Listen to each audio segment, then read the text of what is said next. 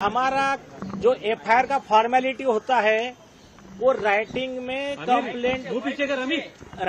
Complaint देने के लिए आए थे। उसका जैसा हमने प्रेस नोट में बताया है,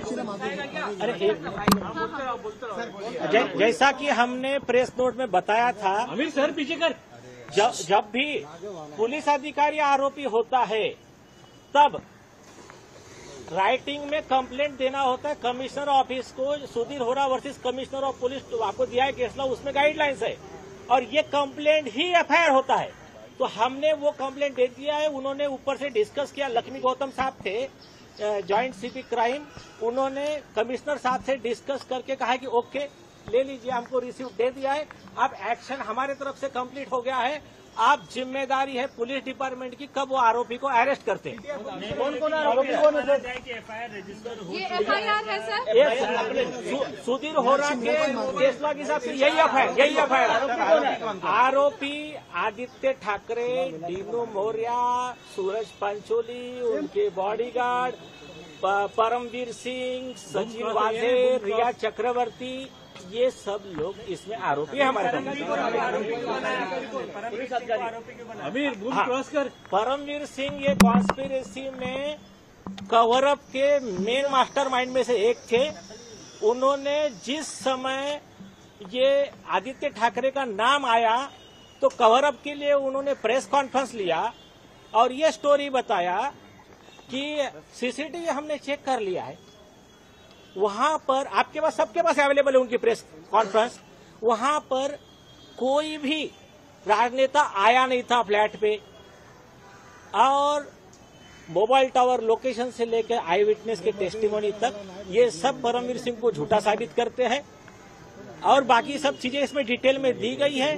इसमें एडिशन में एक चीज दी गई है जो पूरे देश के लिए शॉकिंग है। फर्स्ट थिंग, इन्वेस्टिगेशन पेपर की बात कर रहा हूं मैं, नारकोटिक्स कंट्रोल ब्यूरो के इन्वेस्टिगेशन में यह पाया गया आदित्य ठाकरे ड्रग्स के बिजनेस में इन्वॉल्व है। वो डिटेल जो है हमने इसमें दे दी है।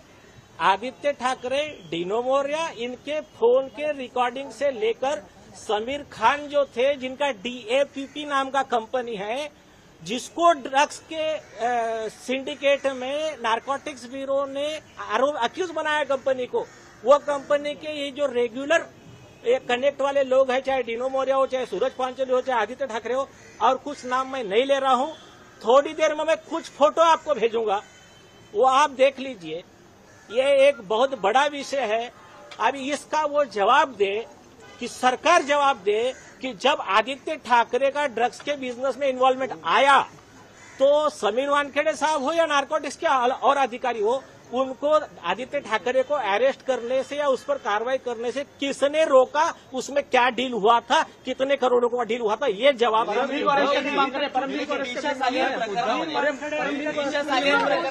पर क्या बात हुई, यहाँ पर क्या बात हुई,